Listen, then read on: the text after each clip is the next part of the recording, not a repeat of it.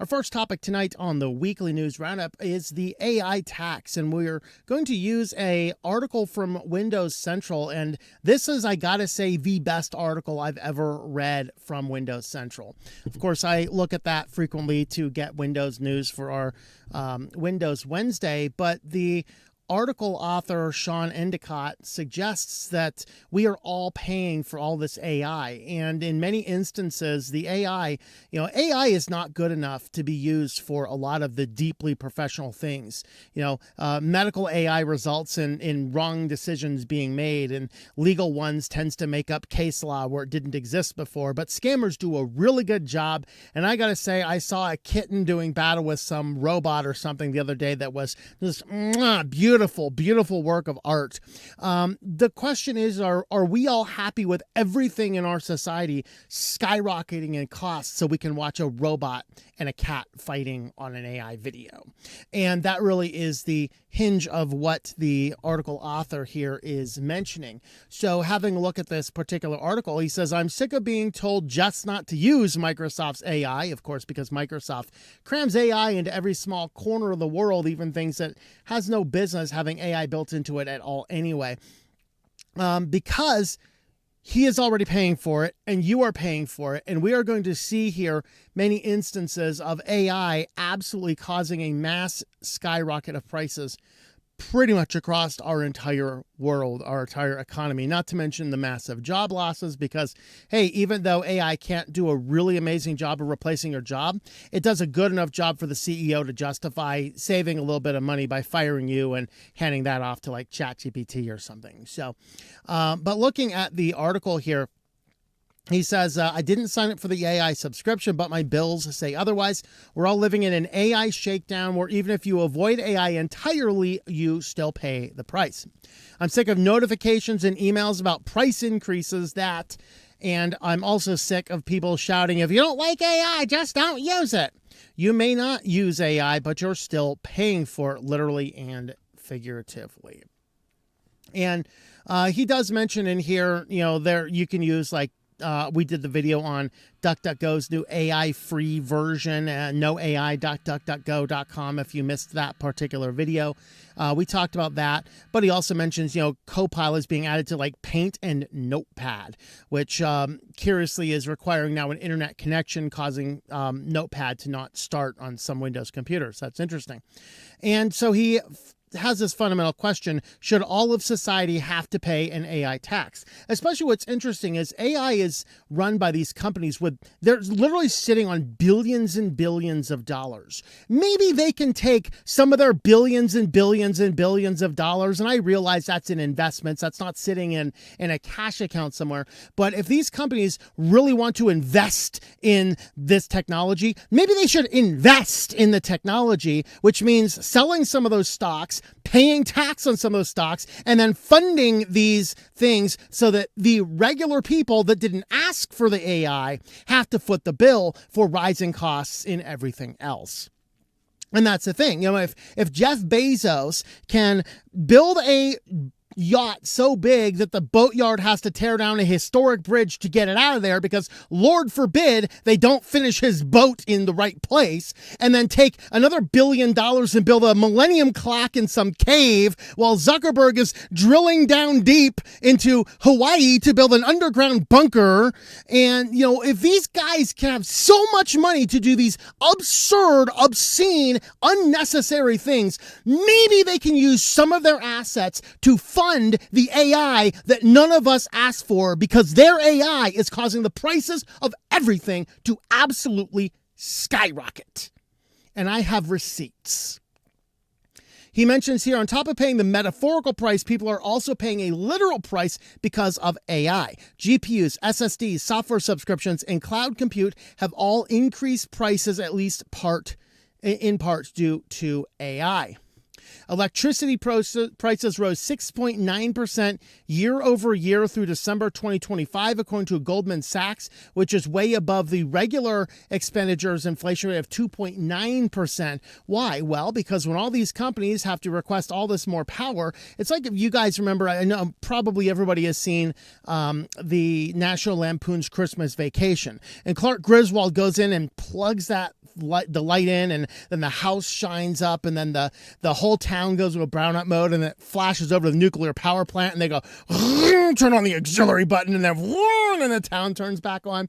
That costs the power company extra money to do that.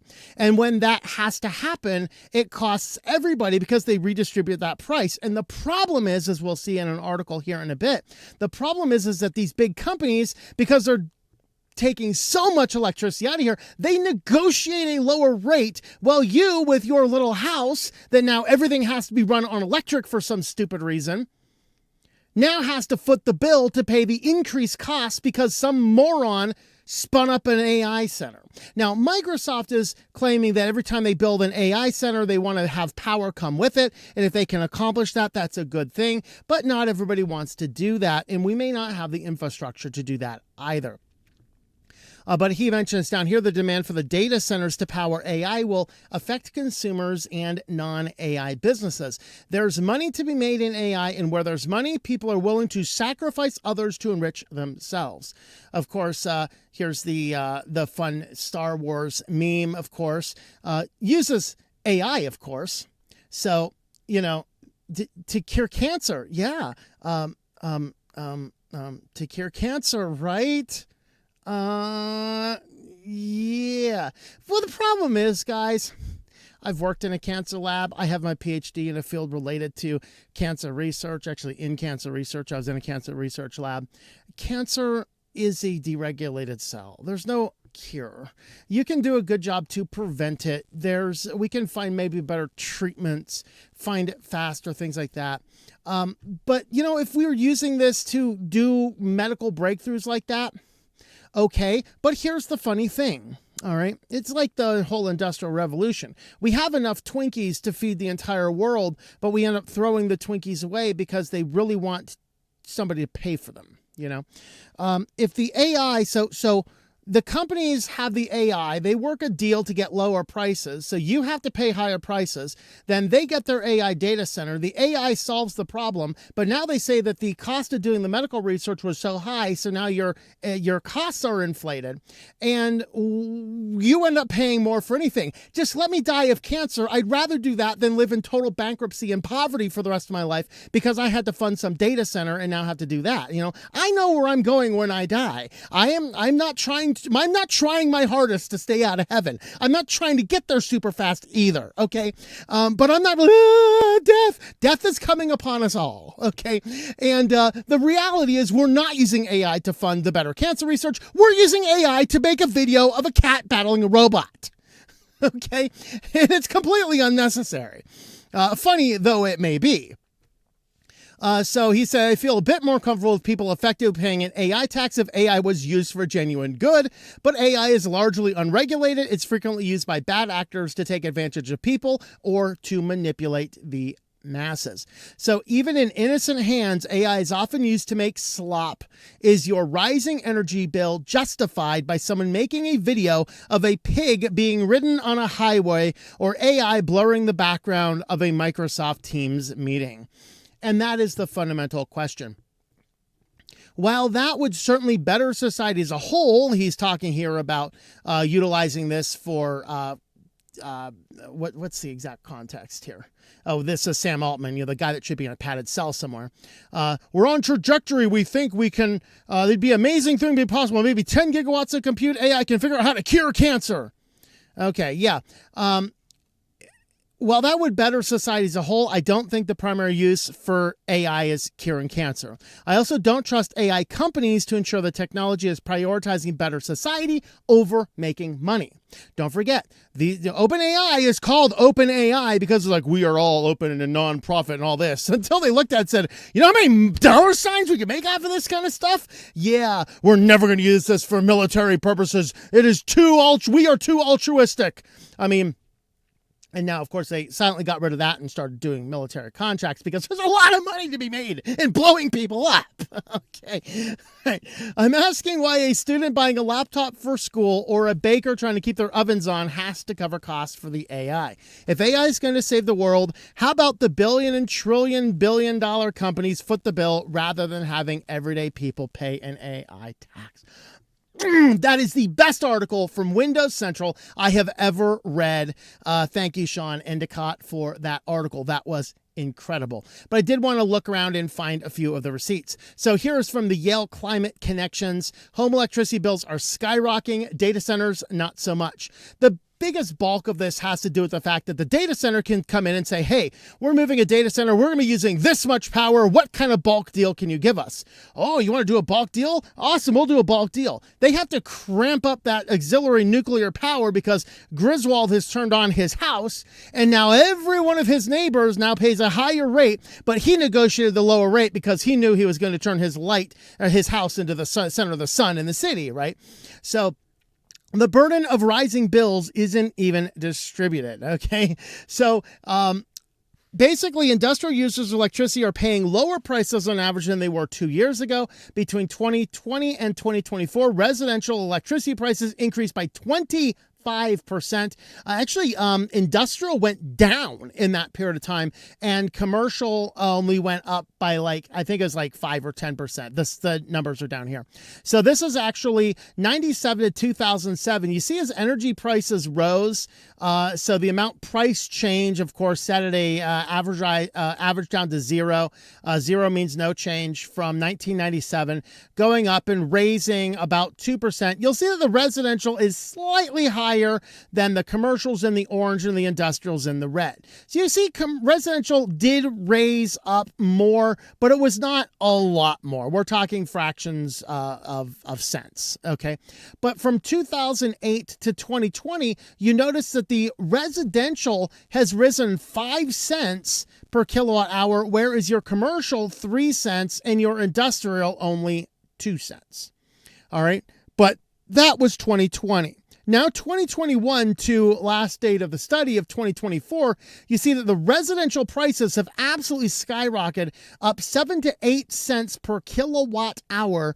Commercial is at 5 cents per kilowatt hour, not a whole lot more than the 3 cents. And you'll notice that industrial did start here. They went up, but then they actually went down a little bit. They're holding at 3 cents per kilowatt hour. Why? Because the industrial and the commercial and the data centers can negotiate better prices.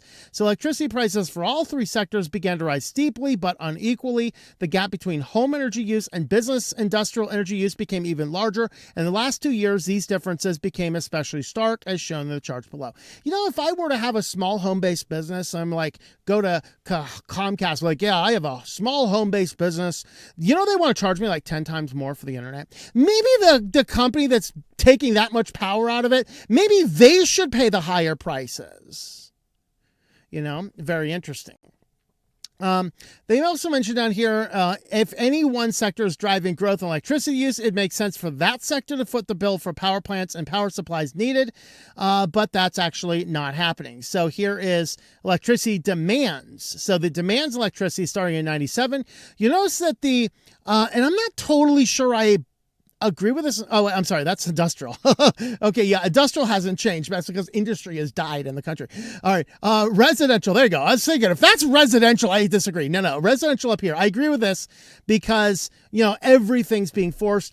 New houses have to have electric heating instead of sane heating like gas or something else that is actually efficient. Electric heating is terribly inefficient. And then they want everybody to have electric stoves versus your propane or other things that are otherwise deeply efficient. And they do, they're doing this. Of course, now if they actually succeed in forcing everybody to have electric cars, that will actually double because to power an electric car for a month costs about the same amount it is to power a household for a month.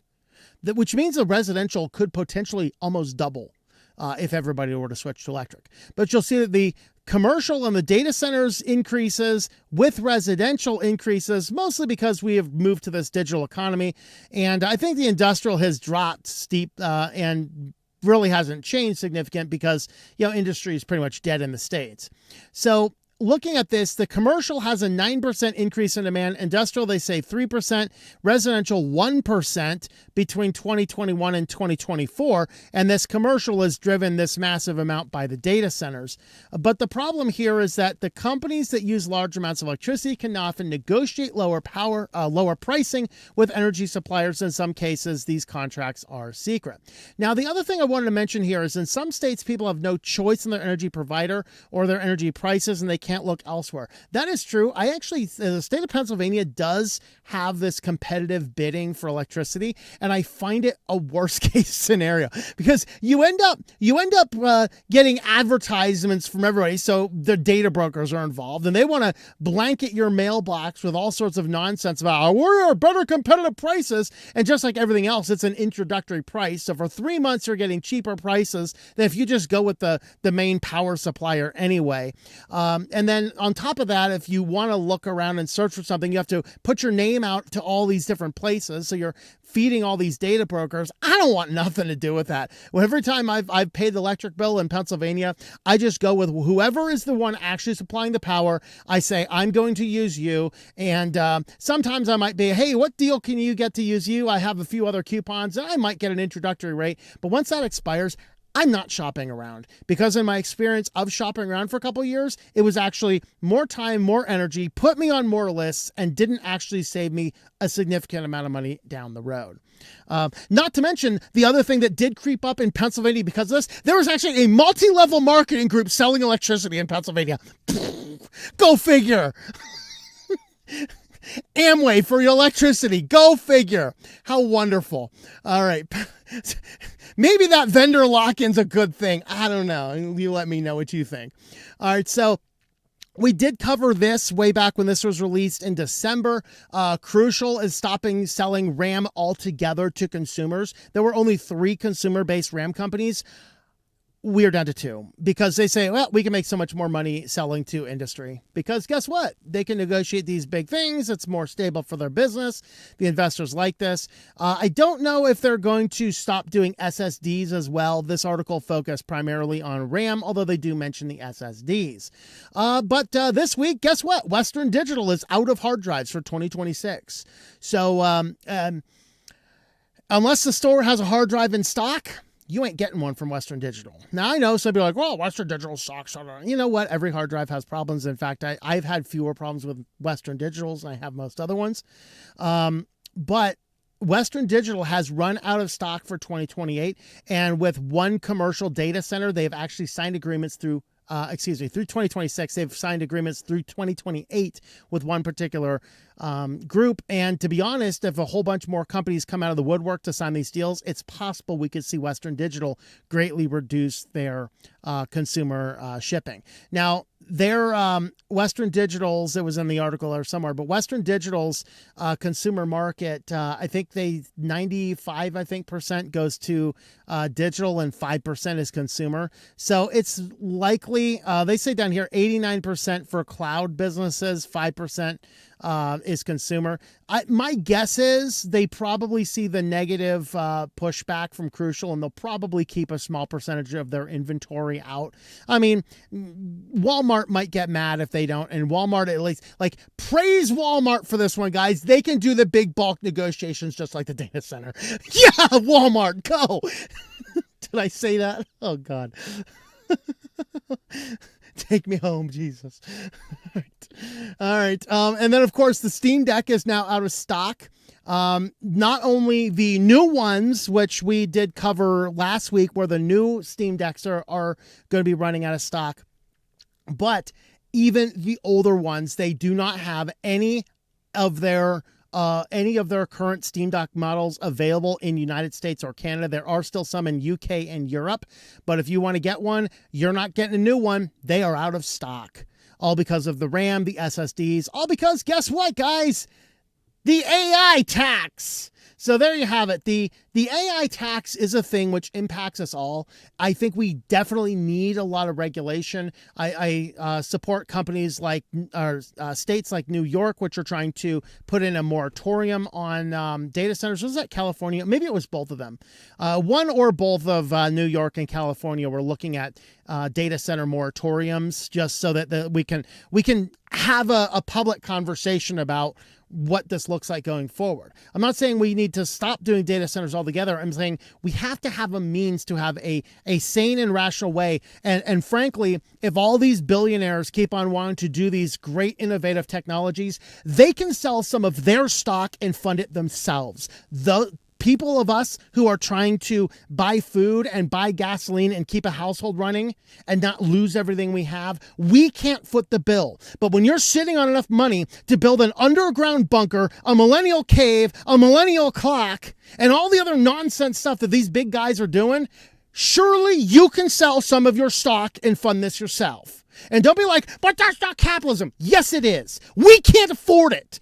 And we didn't ask for it, and we don't want your crap. I don't want to pay your stupid AI tax. You can sell some of your stock. You can put some money to the federal government for the taxes. You can pay the extra prices for the data centers. Do not ask us to do the AI tax. I don't want it.